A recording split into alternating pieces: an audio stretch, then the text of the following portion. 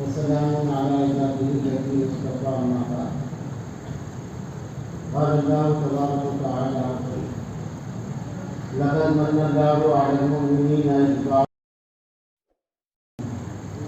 يتلو عليهم آياته ويزكيهم ويعلمهم الكتاب والحكمة وإن كانوا من قبل لفي ضلال مبين. صدق الله العلي العظيم. قال النبي صلى الله عليه وسلم: احفظ الله تجده تجاهك. محترم اور ہم سب کے مخدوم محبوب القربا والمساجین حضرت فرید وقت مولانا محمد نور الحق دامت برکاتہم جانشین حضرت الجدکن رحمہ اللہ، اور معزز علماء کرام، بزرگوں اور دوستوں،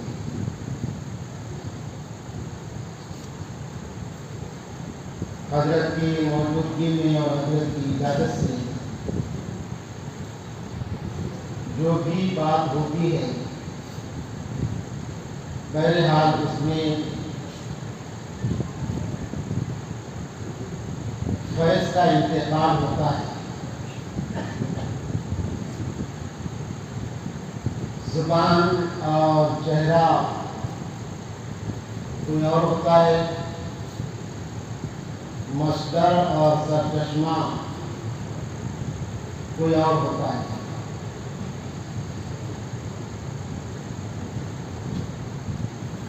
ہمارے بڑے حضرت قطب لکھن رحمہ اللہ کے دور میں ہمارے اکادمین بات کیا کرتے تھے مجالس میں، تو یہی حال ہوتا تھا کہ روحانی فیض ایک طرف سے لے کے بات کرنے والا اس کو پھیرتا تھا. مین و عن وہی تصویر اور وہی شکل ہے، اور یہ مجالس سے ذکر و سلوک کا انعقاد اور اجتماعی ذکر کی بنیاد ہماری پورے علاقے میں، جس میں کرناٹک، آندھرا اور مہاراشٹر کے جو عموم شامل ہے، یہ حضرت قطب دکن رحمۃ اللہ علیہ کا فیضان ہے. تصوف کی کتابوں میں ہم پڑھتے ہیں کہ مشائخ بعضی اذکار جیسے ذکر جہر ہے، یہ کئی سالوں کے بعد اجازت دیتے تھے اپنے متوسلین کو. خود حضرت مولانا محمد الیاس رحمۃ اللہ علیہ، جن کی محنت سے عمومی طور پر پورے ہندوستان میں دینی بیداری پیدا ہوئی،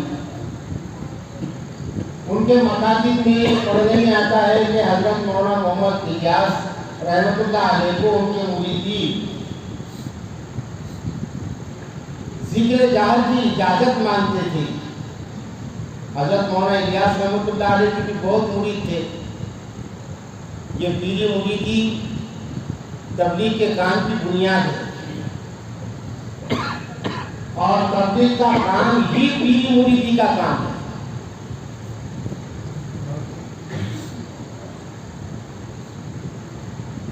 اللہ رب العالمین نے پیارے آقا حضرت محمد رسول اللہ صلی اللہ علیہ وسلم کے وصال کے بعد دین کی حفاظت کا سب سے بڑا سامان اور سب سے بڑا ذریعہ جس چیز کو بنایا ہے، تو اس میں کوئی دو رائے نہیں، وہ تصوف، پیری مریدی، ذکر و سلوک، قرآن کے الفاظ میں تزکیہ اور حدیث کے الفاظ میں احسان، اس چیز کو بنایا ہے. سب سے بڑا ذریعہ اور صحابہ کرام سے لے کر آج تک، صحابہ کرام کی تو بہرحال بڑی بات ہے، ان کی شخصیات پر ویسی نہیں کی جا سکتی. جیسے ہمارے حضرت نے ابھی جامع مسجد میں بتایا کہ حضور پاک صلی اللہ علیہ وسلم کو ایک مرتبہ ایمان کی حالت میں جو دیکھ لیتا تھا وہ دنیا کا سب سے بڑا انسان بن جاتا. ان کو مجاہدوں کی ضرورت نہیں تھی، ریاضتوں کی ضرورت نہیں تھی. سرکار دو عالم صلی اللہ علیہ وسلم پر ان کی محبت بھری نظر ان کو کامل بنا دی. اس لیے صحابہ کرام رضی اللہ تعالی عنہم اجمعین کے مقام اور مرتبے کے تعلق سے حضرت شیخ عبد القادر جیلانی رحمۃ اللہ علیہ، محبوب سبحانی، قطب ربانی، غوث سمدانی شاہ عبد القادر جیلانی، یہ ہم سمجھتے بریلوی ہی ایسا نام دیتے ہیں کہ ہم بھی لیتے ہیں بلکہ ہم ہی لیتے ہیں. علماء دیوبند کا یہ عقیدہ ہے، اولیاء کرام کی محبت ایمان کی ضمانت ہے. تو حضرت شیخ عبد القادر جیلانی رحمۃ اللہ علیہ کا قول ہے، ارشاد ہے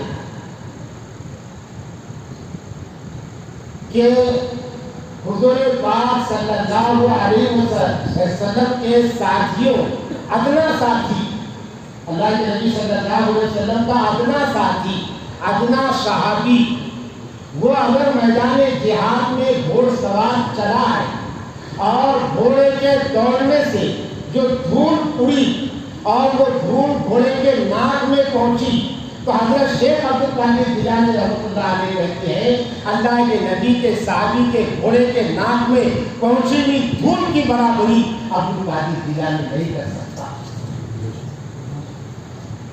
یہ ہے صحابہ کرام کا مقام.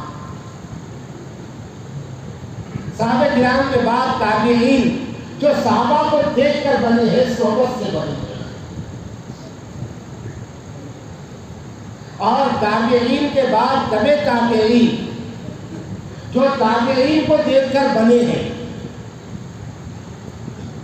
زبان رسالت فیض رسالت معاد صلی اللہ علیہ وسلم نے یہ ادوار کی ضمانت دی، خیر القرون قرنی ثم الذین یلونہم ثم الذین یلونہم. یہ بہترین ادوار ہے، بہترین زمانے جس میں ایمان کامل رہا، اسلام زندگیوں میں شامل رہا، اخلاق کا بول بالا رہا، حیا زندہ رہی، ادب بھی زندہ رہا، بزرگوں کا احترام بھی قائم رہا، اور کامل دین امت کے اندر رہا. کامل دین مکمل اور پورا، اس کی ضمانت دی حضور پاک صلی اللہ علیہ وسلم.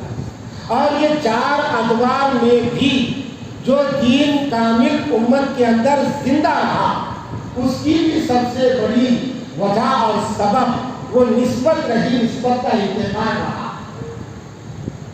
حضور صلی اللہ علیہ وسلم کی نسبت صحابہ میں آئی، صحابہ کرام کی نسبت وہ تابعین میں منتقل ہوئی، اور تابعین سے یہ نسبت تبع تابعین میں منتقل ہوئی. لیکن اجتماعی طور پر وہ معاشرہ سالم رہا روحانی بیماریوں سے. اور اس کے بعد والا جو زمانہ آیا تو وہ زمانے میں حالات بدلتے گئے، اللہ کے نبی کی ضمانت ختم ہو گئی اور اسلام میں قیامت تک کے لیے آیا ہے. ان الدین عند اللہ اسلام ما كان محمد ابا احد من رجالكم ولكن رسول اللہ وخاتم النبیین. اسلام قیامت تک کے لیے آیا ہے. حضور اکرم صلی اللہ علیہ وسلم نے ارشاد فرمایا انا والساعۃ کہاتین، کہ میرے اور قیامت کے بیچ میں اب کوئی فصل نہیں ہے، کوئی حائل نہیں ہے. میں اور قیامت اس طرح ہے، اب قیامت آنے والی ہے. تو آپ خاتم الانبیاء والمرسلین ہیں، خاتم النبیین ہیں۔ اب کوئی نبی دنیا میں نہیں آئے گا اور کوئی رسول قیامت تک نہیں آئے گا۔ اگر کسی بد نصیب اور بدبخت نے نبوت کا ہلکا سا دعویٰ بھی کر دیا وہ کافر ہو جائے گا۔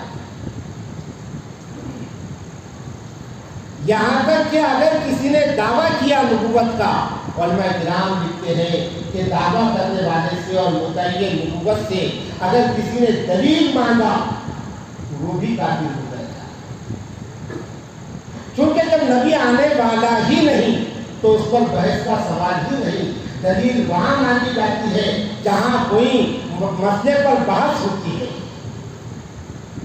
لیکن دین اسلام قیامت تک کے لیے آیا ہے اور حضور پاک صلی اللہ علیہ وسلم کی رسالت یہ قیامت تک چلے گی، پیغمبری یہ قیامت تک چلے گی۔ ہے قول محمد قول خدا، فرمان نہ بدلا جائے گا، بدلے گا زمانہ لاکھ مگر قرآن نہ بدلا جائے گا۔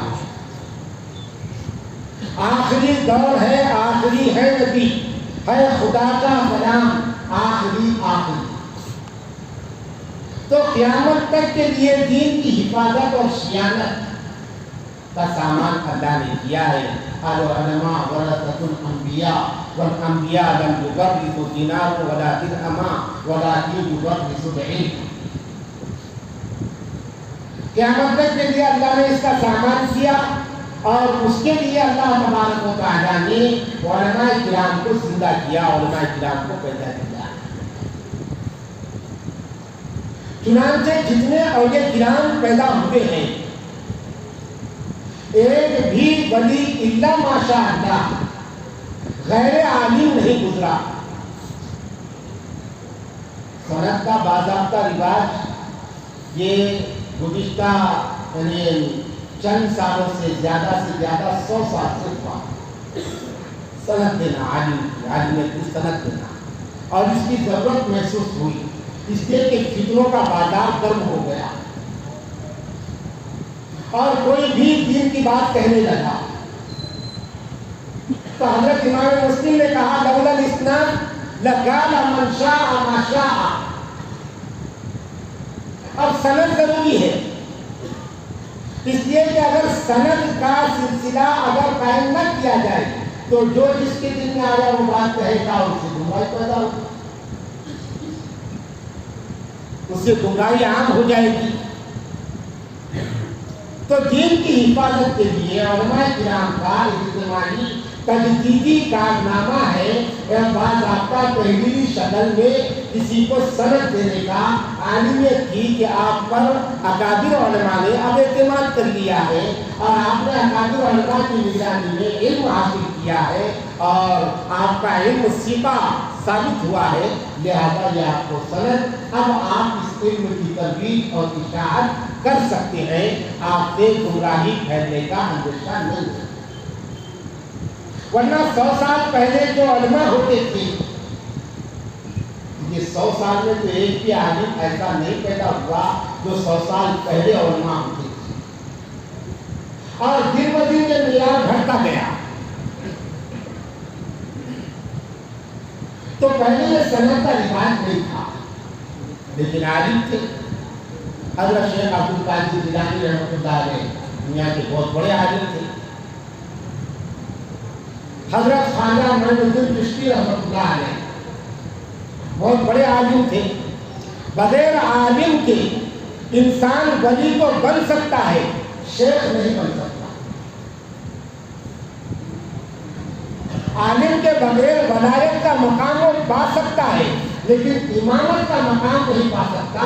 ولایت الگ چیز ہے اور امامت الگ چیز ہے۔ ولایت الگ چیز ہے اور شیخوخت یہ الگ چیز ہے۔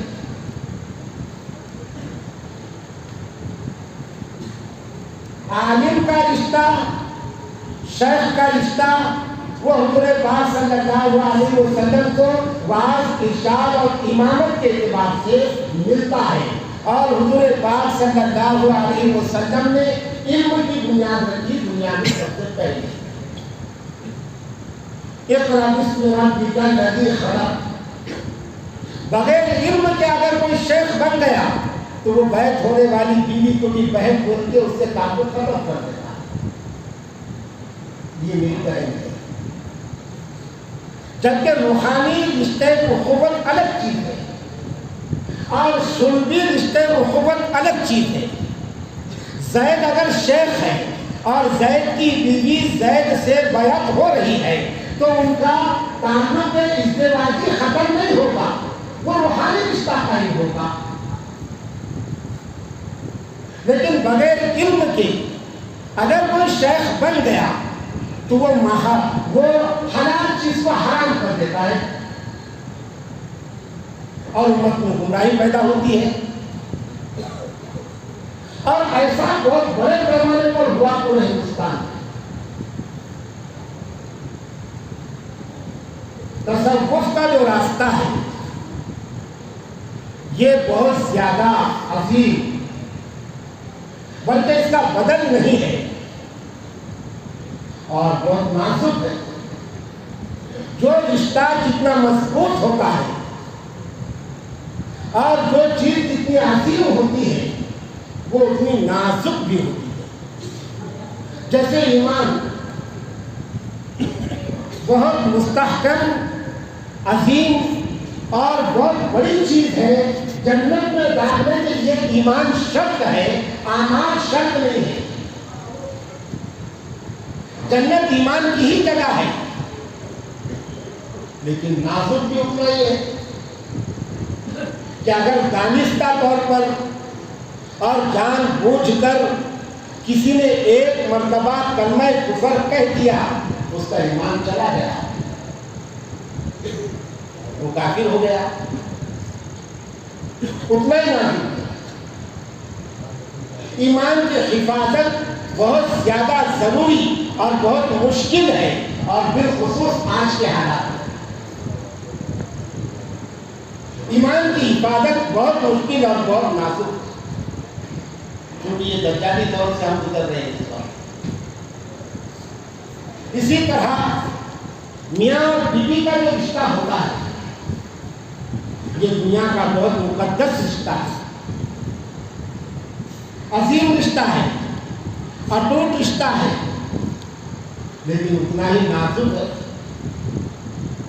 آج دن ہمارے معاشرے میں جہالت کی وجہ سے، ضد کی وجہ سے اور گمراہی کی وجہ سے کتنے واقعات ہو رہے ہیں اور ایسے بھی واقعات ہوئے ہیں کہ جہالت کی وجہ سے شوہر نے اپنے منہ سے کوئی لفظ نکال دیا جس کی وجہ سے شریعت کے بعد سے میاں اور بیوی کا تعلق ختم ہو گیا اور پھر اس نے کہہ دیا میں نے غصے میں کہہ دیا تھا، میں نے مذاق میں کہہ دیا تھا اور پھر تعلق بحال ہو گیا. اور اس کے بعد جو نسل چل رہی ہے وہ حرام نسل چل رہی ہے، اس کا اپنا ناسب ہے. شریعت نے ساری چیزوں کا علم کیا اور یہ سب اصول بتایا ہے اور وہ اصول ہم لا علمی کی وجہ سے اس کو ہم نے معلوم نہیں کیا اور ہم غلطی کر رہے ہیں اور پھر ہم کہہ رہے ہیں کہ غلطی ہو گئی. وہ نہیں چلے گا. شریعت ہلکی نہیں ہے، دین ہلکا نہیں ہے. دین آسان ضرور ہے لیکن ہلکا نہیں. معمولی اگر جوتے کی دکان بچے کو ڈالنا ہے، کرانہ دکان ڈالنا ہے تو آدمی اپنے بچے کو 2 سال بغیر مشاورہ اور بغیر تنخواہ کے تجربے کے واسطے دکان پر رکھتا ہے تاکہ گھاٹا اور نقصان نہ ہو دکان ڈالنے کے بعد. دنیا اتنی عظیم ہمارے نزدیک اور دین اتنا ہلکا کہ بغیر سیکھے ہم دین پر عمل پیرا ہو جائیں گے، بغیر سیکھے. یہ نہیں. تو اللہ رب العالمین نے دین کی حفاظت کا سامان کیا ہے. العلماء ورثۃ الانبیاء. تو حضرت شیخ عبد القادر جیلانی رحمۃ اللہ علیہ بڑے عالم دین اور یہ بھی خاص بات ہے کہ جہاں میں میرا جوہر جو آشکار ہوا قلم دلی سے ہوا، تونگ دلی سے نہیں. ہمارے بڑے بڑے اولیاء کرام اقطاب، ابدال अहवास, गौस जितने गुजरे हैं, अल्लाह ने गुर्बत खानों से निकाला है।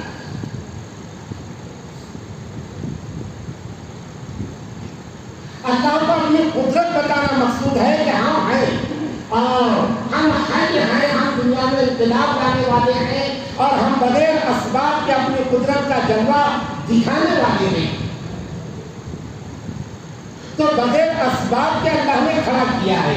खुद हुजूर पाक सल्लल्लाहु अलैहि वसल्लम की सीरत तैयबा को हम पूरा देखें, मायूस उन हालात से उम्मीद की किरणें वो निकलती हैं।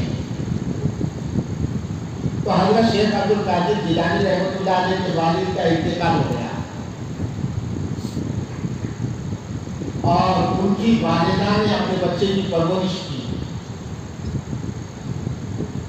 और सबसे पहले अपने बच्चे को दीन का इल्म सिखाने के लिए उनको बगदाद भेजने का यानी मदरसा लौटाने का इरादा किया। पहले जो निज़ाम होते थे मदारिस की, तो खानका अलग और मदरसा अलग नहीं होता था। आज खानका का लफ्ज़ भी हमको मुश्किल मालूम होता। हमने ऐलान डाले हमारे जिक्र सुलूक का मोबाइल। एक साहब जो लिखे अहले इल्म थे, हमारे यहाँ के नहीं थे, हिंगोली के, तो वो साहब ने लिखे कि जिक्र सुलूक क्या है, जिक्र जहरी क्या है। और उनका कसूर नहीं है, वो बेचारों को मालूम नहीं, उनका इल्म वो अलग नहज का, उनका इल्म अलग नौइयत का अहले इल्म है। मैंने उनको लिखा उसके जवाब में कि अली जनाब खान साहब, वो खान साहब थे, मैंने कहा कि खान साहब जिक्र सुलूक या तसव्वुफ ये वही है जिसको कुरान ने तज़किया कहा है और हदीस में हुजूर पाक सल्लल्लाहु अलैहि वसल्लम ने एहसान कहा है। मैं मोबाइल पर ये सारी तफसील आपको समझा नहीं सकता और आप जैसे अहले इल्म को ये ज़ेब नहीं देता बगैर तहकीक के, आप या बगैर तहकीक के या ढोंगियों से मुतासिर होकर आप कुछ भी लिख देना। तो मैं बताना ये चाह रहा था कि हिंदुस्तान में ढोंगियों से बड़ा नुकसान हुआ और लोगों ने ढोंगियों को देखकर तसव्वुफ को समझने की कोशिश की। तो उसमें एक तबका गुमराह हो गया, एक तबका तसव्वुफ का मुनकिर हो गया। जो तबके ने ढोंगियों के लिबासे में तसव्वुफ को समझने की कोशिश की और ढोंगियों के जैसा बनने की कोशिश की, तो वो शिकार हो गए रंगों के, वो शिकार हो गए खानों के, वो शिकार हो गए मखसूस लिबासे के और मखसूस रज़ा और क़दा के, और उसी में उन्होंने तसव्वुफ को ठान दिया। उस जुल्फ़े रखने लग गया कि इसी को बाबा बोलते हैं। हालांकि जुल्फ़े रखना गुनाह नहीं, लेकिन उसने उसी को बाबा जी नहीं समझ लिया। जुल्फ़े बाबा मुझे तो जुल्फ़े रखना पड़ता। किसी ने हरा शमला मानना शुरू कर दिया कि बाबा बने तो हरा शमला मानना ही पड़ता।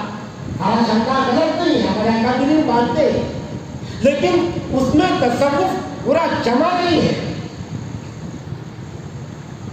किसी ने जो है पकवान से तसव्वुफ को मंसूब कर दिया। तो जिन लोगों ने ढोंग को देखकर और ढोंगियों को देखकर तसव्वुफ को इख्तियार करने की कोशिश की, तो उससे गुमराही गई और लोग गुमराह होना शुरू हुए।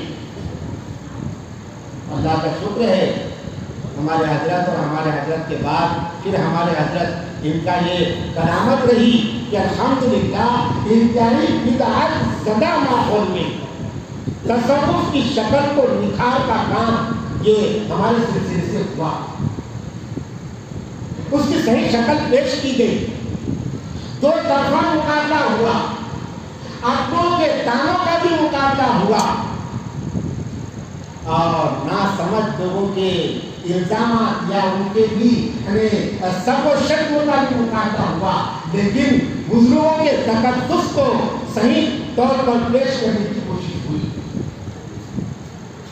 تو جن لوگوں نے اس کو دیکھ کر تصوف اختیار کیا وہ تو بات گمراہ ہو گئے، اور جو سمجھدار قسم کے لوگ تھے یا جو علماء کرام کی دعوت پر دین کے راستے پر آنے والے لوگ تھے، انہوں نے چونکہ علماء کی باضابطہ صحبت اختیار نہیں کی تھی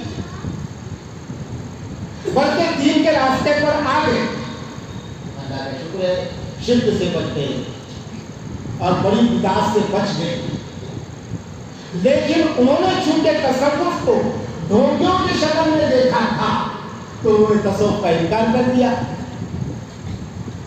کہ کیا ذکر جہر ہے ہمارے دلوں میں نہیں ہے، الحمدللہ، حالانکہ یہ انکار کی جو باتیں آئی وہ ہمارے ساتھیوں کی طرف سے ہی آئی کیا تھا، یعنی جماعت کے ساتھیوں کی طرف سے پہلے، لیکن ہمارے دلوں میں الحمدللہ اس لیے یہ بات نہیں ہے کہ اس سرزمین پر حضرت مرشد اللہ مطلع رحمۃ اللہ علیہ نے جماعت کا کام کیا ہے،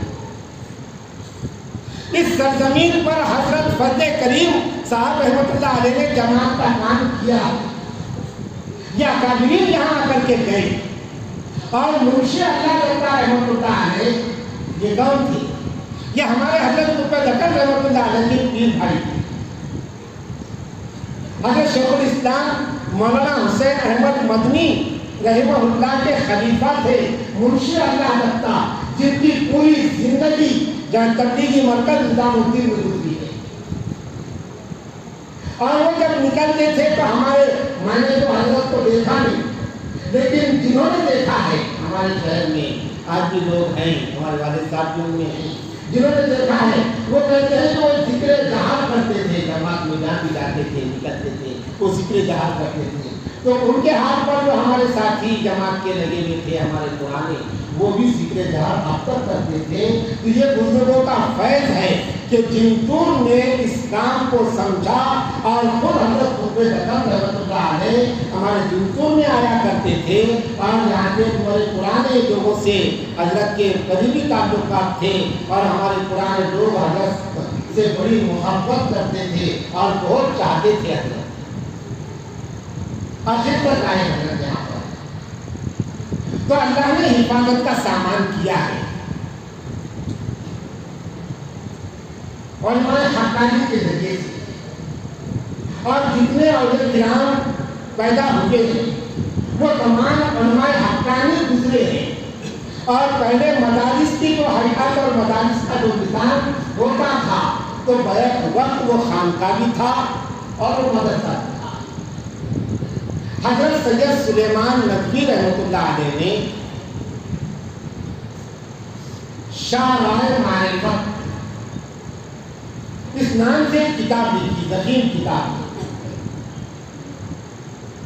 حضرت سید سلیمان ندوی رحمۃ اللہ علیہ بڑے اہل علم تھے، اور تحقیقی علم تھا حضرت کا، اور خاص طور پر سیرت طیبہ پر بہت گہرا مطالعہ تھا، اور 7 جلدوں پر مشتمل سیرت النبی حضرت سید سلیمان ندوی رحمۃ اللہ علیہ کا ایک نمایاں کارنامہ ہے، لیکن ابتدا میں حضرت چونکہ علماء روحانیت سے اتنا قریب نہیں تھے تو تصوف ان کے سمجھ میں نہیں آتا تھا یہ کیا ہے، لیکن انکار نہیں کرتے، جس کا علم صحیح ہوتا ہے بیمار نہیں ہوتا وہ انکار نہیں کرتا، اور جس کا علم بیمار ہوتا ہے وہ تحقیق کے پہلے انکار کر دیتا ہے، اور جس کا علم صحیح سالم ہوتا ہے وہ تحقیق کے پہلے کسی چیز کا انکار نہیں کرتا۔ جیسے حضرت مولانا ابو بہت بڑے عالم گزرے ہیں، حضرت مولانا ابو سب جانتے ہیں، حضرت مولانا سید ابو الحسن علی میاں ندوی رحمۃ اللہ علیہ نے لکھا ہے کہ اللہ اگر قرآن کو فارسی میں نازل کرتا تو مولانا ابو کی زبان میں نازل کرتا، اتنے معارف اور حکم کو انہوں نے اپنے کلام میں پیش کیا ہے۔ تو مولانا ابو پہلے کوئی سلسلے سے باضابطہ منسلک نہیں تھے، بیعت نہیں تھی، لیکن بڑے عالم دین تھے۔ تو ان کے مدرسے میں ان کی اپنی درسگاہ میں وہ درس دے رہے تھے، سبق دے رہے تھے، بچوں کو پڑھا رہے تھے۔ اور پہلے کتابیں مطبوعہ نہیں ہوتی تھی، چھپی ہوئی کتابیں نہیں ہوتی تھی، بلکہ ہاتھ سے لکھی بھی ہوتی تھی۔ تو وہ پڑھا رہے تھے، بچوں کو تعلیم دے رہے تھے۔ اتنے میں وہاں ایک نوبالغ آئے، وہ نوبالغ کون تھے؟ وہ پیر طریقت تھے، لیکن پیر طریقت دکھتے نہیں تھے، وہ پیر طریقت تھے۔ درویش خدا مست چلتی ہے نہ کرتی، حضرت شمس تبریز رحمۃ اللہ علیہ وہ تھے۔ وہ آئے حضرت مولانا روم کے پاس۔ اب دیکھیے، اللہ کا ولی اگر عالم نہیں ہے تو اتنا بڑا سوال وہ ایک بڑے عالم سے کیسا کر رہا ہے؟ یہ بہانہ لیتے ہیں بعض بھوگی لوگ کہ اولیاء کرام وہ عالم نہیں ہوتے، شریعت اور طریقت یہ دونوں الگ الگ چیز ہے، ان کا کہنا ہے، اور اسی نام پر وہ گمراہ کرتے ہیں امت کو قوم۔ جبکہ حضرت مولانا محمد زکریا رحمۃ اللہ علیہ نے ایک کتاب لکھی، شریعت اور طریقت کا تناسب۔ طریقت کہتے ہی ہے شریعت کے التزام کو، کہ بہت زیادہ پابندی کے ساتھ اور غایت درجہ اہتمام کے ساتھ شریعت مطہرہ پر کامل طور پر عمل کرنا، اس کو طریقت کہتے ہیں۔ لیکن یہ داعیہ اور یہ جذبہ بغیر فقیر کی صحبت کے حاصل نہیں ہوتا، اس لیے طریقت کی نسبت بیعت اور سلوک کی طرف ہوگی، اس کے بغیر یہ چیز نہیں ہے۔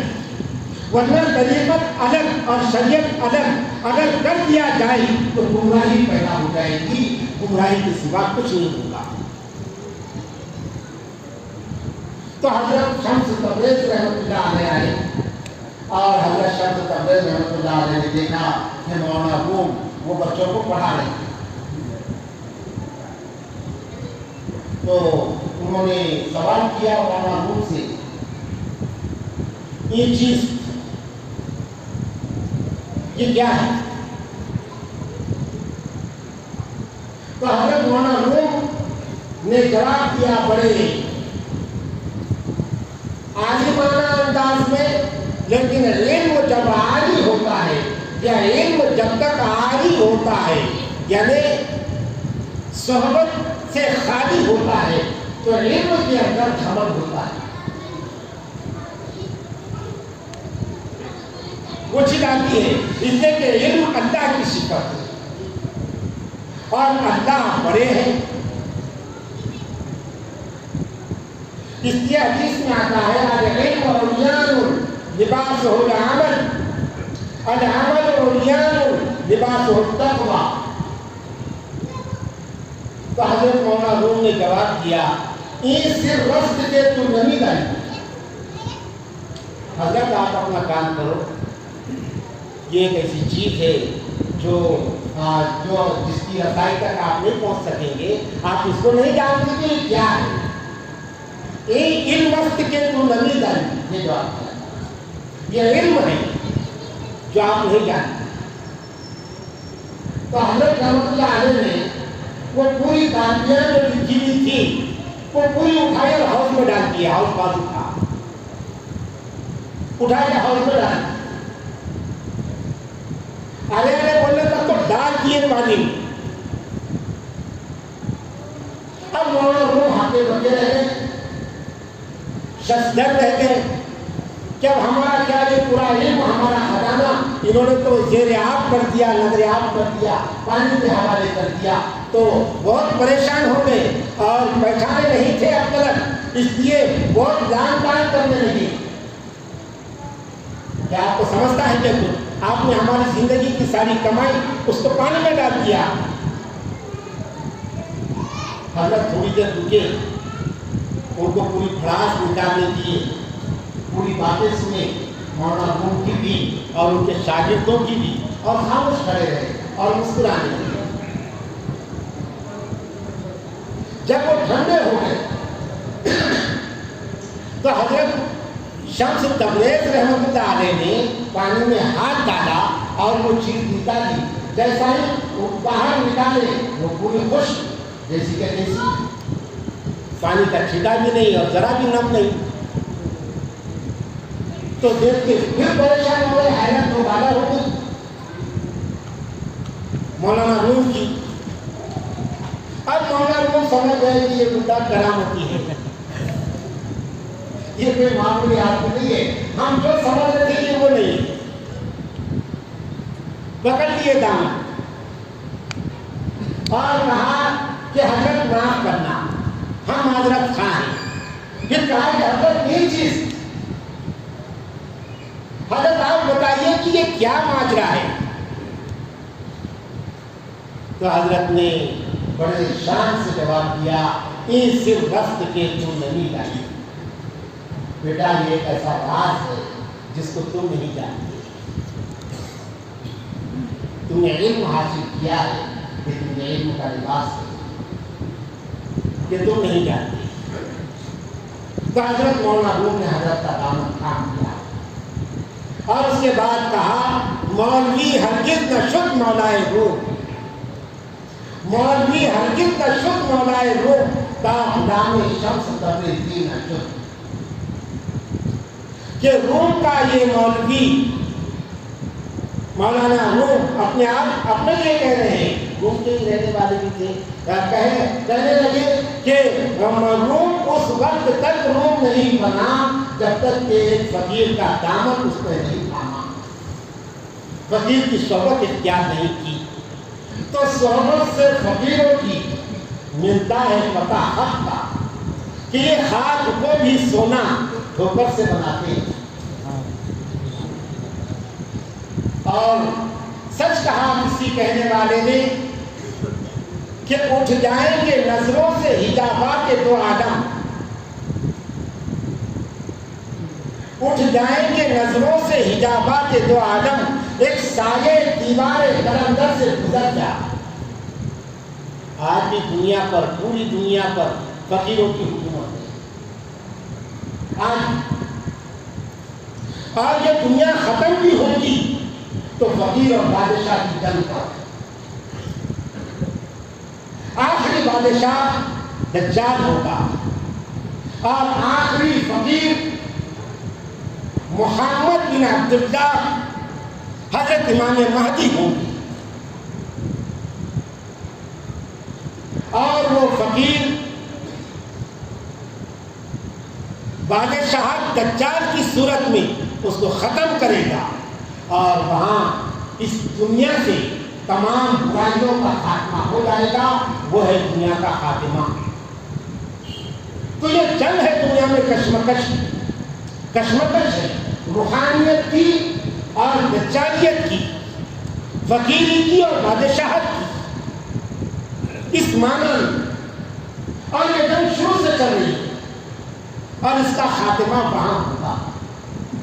اور جتنی چیزیں ہمارے اندر آ رہی ہیں یہ دجالیت کے دریچے سے آ رہی ہے، یہ موبائل کا ناجائز استعمال دجالیت کی طرف سے آ رہا ہے، یہ علیانیت یہ دجالیت کی طرف سے آ رہی ہے، یہ بے پردگی کا سیلاب یہ دجالیت کی طرف سے آ رہا ہے، یہ ہمارے نوجوانوں کے آدھے بال نکالنا اور آدھے بال رکھنا یہ دجالیت کی طرف سے آ رہا ہے، نوجوانوں کے ہاتھوں پر کالے دھاگے یہ دجالیت کی طرف سے آ رہے ہیں، نوجوانوں کا یہودیت کا کوئی اختیار کرنا یہ دجالیت کی طرف سے آ رہا ہے۔ یہ اتفاق نہیں ہے دوستو، یہ اتفاق نہیں ہے، ہمارے گلے میں کالے دھاگے یہ اتفاق نہیں ہے، ہمارے ہاتھوں پر کالے دھاگے یہ اتفاق نہیں ہے، ہماری الگ الگ قسم کی کٹنگ یہ اتفاق نہیں ہے، یہ دجالیت کے خیمے سے آنے والی تہذیب ہے جو اسلامی تہذیب کو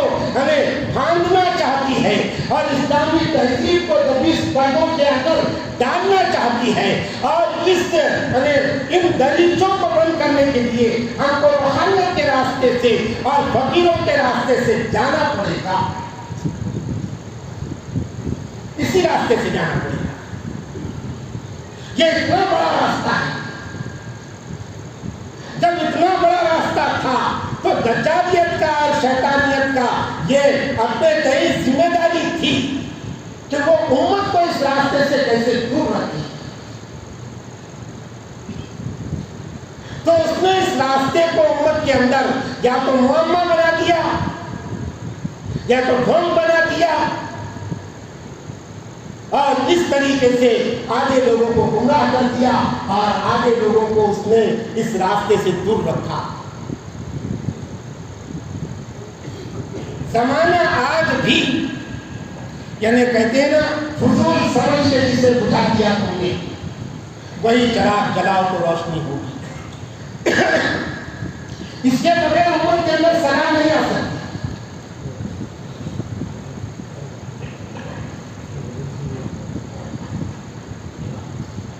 اس کے بغیر امت کے اندر صلاح نہیں آ سکتی۔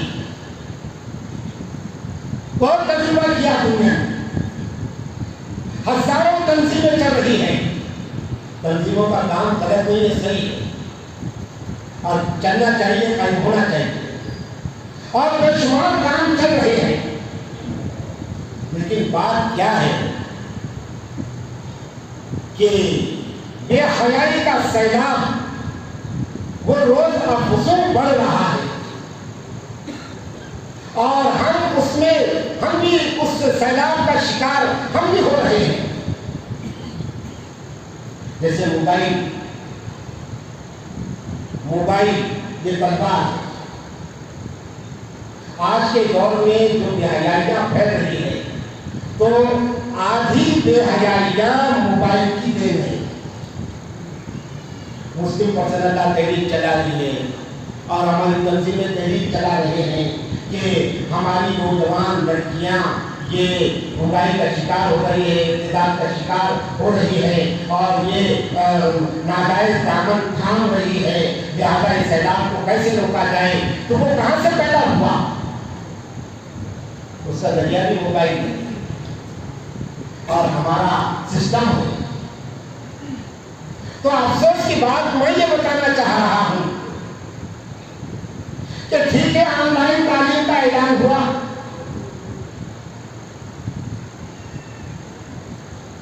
کہ کچھ نہ کچھ درجے میں بچے مربوط رہیں گے، لیکن شروع میں ہی ہمارے ذہن میں اور ہمارے بزرگوں کے ذہن میں بات آئی تھی کہ یہ آن لائن تعلیم بے حیائی کے بڑے سیلاب کا پیش خیمہ بنے گی۔ وہ دجالیت تھی، وہ اعلان دجالیت تھا، لیکن وہ چیز ہمارے اندر بھی داخل ہوئی۔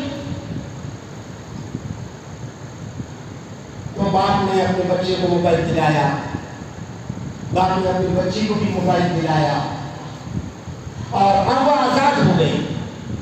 1 گھنٹہ وہ تعلیمی اسباب مشکل سے دیکھنے لگے اور باقی 10 گھنٹے وہ موبائل کا ناجائز استعمال کرنے لگے۔ بہرحال میں بتانا یہ چاہ رہا ہوں کہ آن لائن جو نظام چلا ہمارے پاس، وہ نظام ہمارے تصور کو کیا گیا، آن لائن مجلس یہ نہیں، یہ سیلاب کا شکار نہیں ہوگی۔ حقوں کو باقی رکھنا پڑے گا، کنڈیشن کو باقی رکھنا پڑے گا۔ علم کی سند آن لائن تعلیم پر نہیں دی جائے گی، حدیث کی تفسیر کی، ٹھیک ہے، علم کیا جائے گا آن لائن طریقے سے، اس کا استعمال کیا جا سکتا ہے۔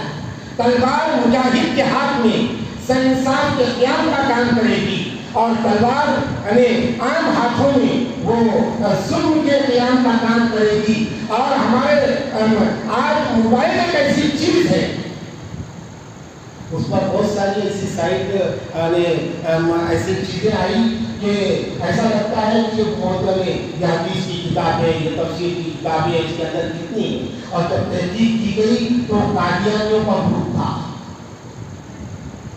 قادیانیوں نے گروپ بنایا اور اس کو ایسا رنگ دیا کہ اس میں حدیث کی کتابیں ہیں، اس میں بیانات ہیں جس میں تاریخ کو، اسلام کے حقانیت کو بیان کیا گیا ہے۔ ہمارے نوجوانوں کو کیا خبر؟ ایک جذبہ ہے دین کا اور صحبت حاصل نہیں ہے، اور صحبت کا دائرہ اور جذبات ان کے اندر نہیں ہے کسی کی صحبت اختیار کرنے کا۔ آج صحبت اختیار کرنے کو فرصت کے لیے آپ بھی سمجھا جا رہا ہے، تو وہ موبائل کے شاگرد بننے کی کوشش کی کہ موبائل سے ہم سبھی کو مل رہا ہے تو علم کی کیا ضرورت ہے؟ تو بہت سارے لوگ گمراہ ہوئے، قادیانی ہوئے، جتنے لوگ اہل حدیث بنے یہ پورے موبائل کے شاگرد ہیں، اہل حدیث بن گئے۔ تو یہ سوچا سمجھا منصوبہ ہے جو دجالیت کے خیمے سے آیا ہے۔ تو علم اور روحانیت یہ بغیر صحبت کے نہیں ملے گی، اس کے لیے صحبت اختیار کرنا پڑے گا۔ اور اللہ رب العالمین نے قیامت تک کے لیے دین کی حفاظت کا جو سامان کیا ہے، اور اس کے لیے اللہ نے علماء کرام کو ذریعہ بنایا ہے۔ تو جتنے علماء کرام پیدا ہوئے ہیں وہ بڑے بڑے عالم تھے۔ تو میں بتا رہا تھا کہ حضرت مولانا سید سلیمان ندوی رحمۃ اللہ علیہ علم کے بڑے پہاڑ تھے لیکن تصوف کے قریب نہیں تھے۔ انہوں نے بہت دنوں کا سفر کیا، اللہ کو کام دینا تھا اس عنوان سے بھی۔ تو پھر حضرت مولانا سید سلیمان ندوی رحمۃ اللہ علیہ یعنی ندوہ دیوبند سے ملا، ارتباط ہوا۔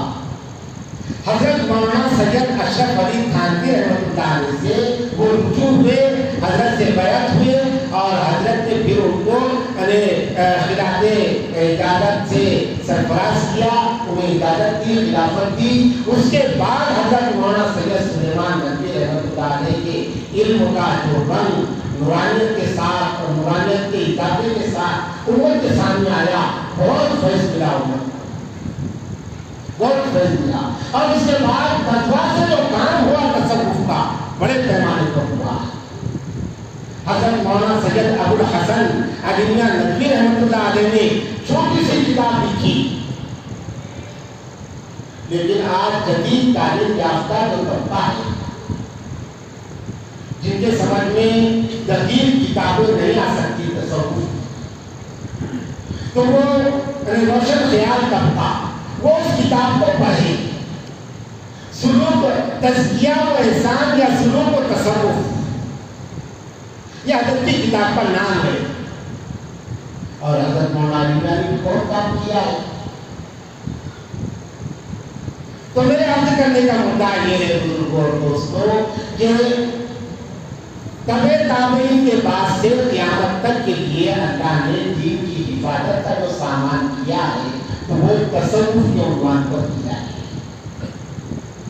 اور کرام نے سنبھالا ہے پوری امت میں۔ اور 4 طریقے ہیں، اس میں اختلاف نہیں ہے، ایلوپیتھی، ہومیوپیتھی، آیورویدک اور یونانی، یعنی معالجہ جسمانی علاج کے 4 طریقے ہیں۔ لیکن ایلوپیتھی والے یونانی کو غلط نہیں بولتے کبھی، وہ ایک طریقہ ہے علاج کا۔ ہومیوپیتھی والے آیورویدک کو غلط نہیں کہتے کبھی، اور باضابطہ گورنمنٹ کی نگرانی میں یہ 4 طریقوں پر کام ہوتا ہے علاج کی۔ دوا سازی کی کمپنیاں یونانی بھی ہے، آیورویدک بھی ہے، ہومیوپیتھی بھی ہے اور ایلوپیتھی بھی ہے۔ اب جس کا ایک ہے ایلوپیتھی جو طریقہ ہے، اس میں اگر کوئی ضرورت سے زیادہ اور ڈاکٹر کے بغیر گولیوں کا استعمال کرے گا تو ریئیکشن ہوتا ہے اس کا، لیکن ماہر ڈاکٹر سے اگر وہ گولی دوا لے ایلوپیتھی کی بھی تو اس کا ریئیکشن نہیں ہوگا۔ खरीदने से हो जाता। और बाद डुप्लीकेट दवाएं आ जाती मार्केट में, जो सही दवा के नाम पर बेची जाती, उसका रिएक्शन हो जाता। बस ऐसा ही समझिए, यह अल्लाह की हिकमत रही। अल्लाह ने क़यामत तक के लिए दीन की हिफाजत का जो सामान दिया है, तो इल्म की सेहत की भी हिफाजत और रूहानियत की सेहत की भी हिफाजत अल्लाह ने किया है। चुनांचे इल्म की बता का सामान किया हजरत इमाम आजम नुमान बिन साबित इमाम अबू हनीफा रहमतुल्लाह ने, हजरत मोहम्मद इब्न इदरीस इमाम शाफी रहमतुल्लाह ने, हजरत इमाम अहमद बिन हंबल और हजरत इमाम मालिक की ज़िंदगी। इल्म के ये चार सिलसिले जिससे अल्लाह ने अल्लाह के नबी के और कुरान के इल्म को महफूज किया है क़यामत तक के लिए। हंबली ने कभी हनफी पर उंगली नहीं रखा, शाफी ने कभी मालिकी को गलत नहीं कहा और हनफी ने कभी मालिकी को गलत नहीं कहा।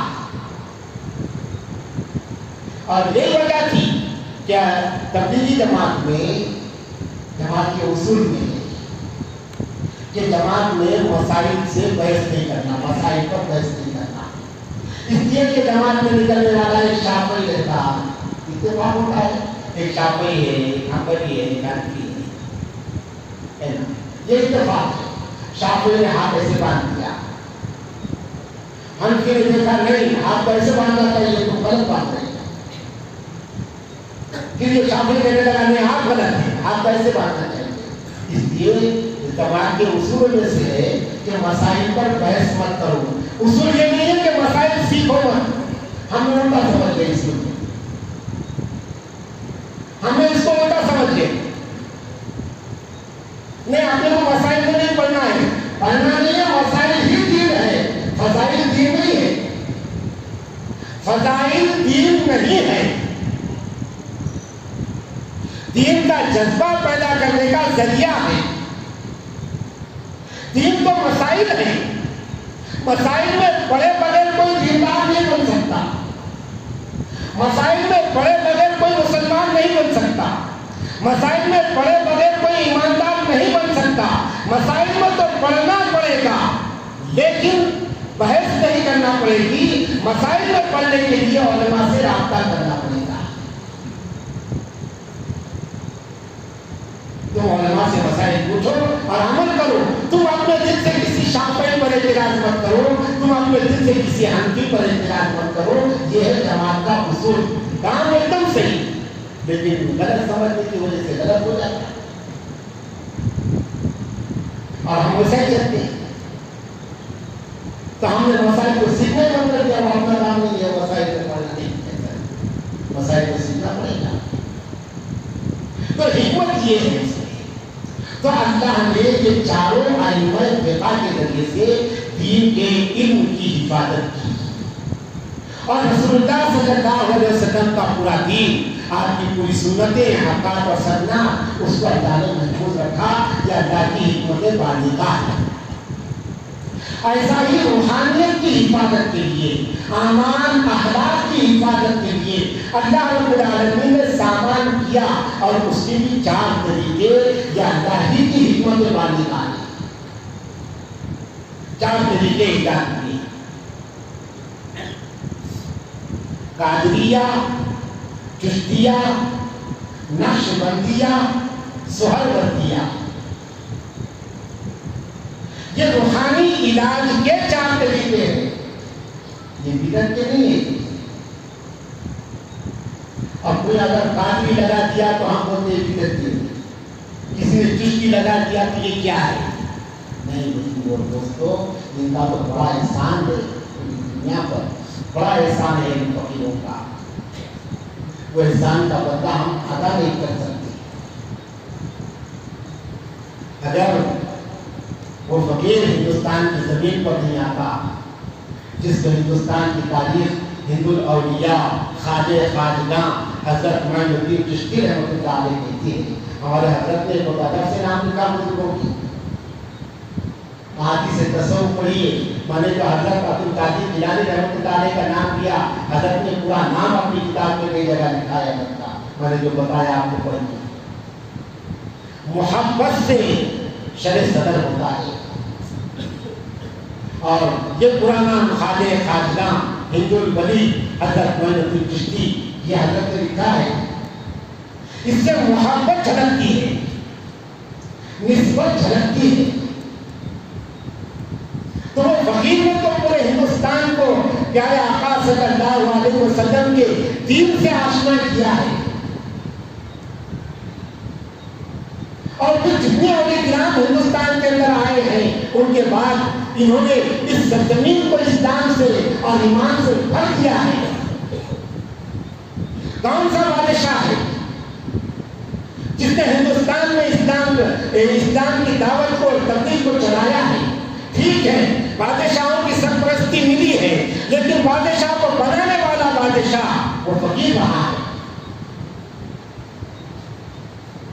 हिंदुस्तान की तारीख देखिए, बादशाहों को बादशाह बनाने वाला वो फकीर रहा है। तारीख है हिंदुस्तान की। तो अल्लाह ने हिफाजत किया है। ये 4 सिलसिले हिंदुस्तान के अंदर चली। अल्लाह का शुक्र है, हम जिस सिलसिले से वाबस्ता है, ये 4 सिलसिले उसमें जमा हो जाती है। 4 सिलसिले से हमको बयान की जाती है। और तालीम हमारे शेख मुरीद के मिजाज को भांप कर महसूस करके वो कौन से सिलसिले से इसकी तालीम होना चाहिए, वो उसको तजवीज़ करते हैं। सिलसिले 4 पर रहा है, लेकिन मुरीदीन के मिजाज के लिहाज से इलाज तजवीज़ किया जाता है। जैसे जिस्मानी बीमारियां हैं,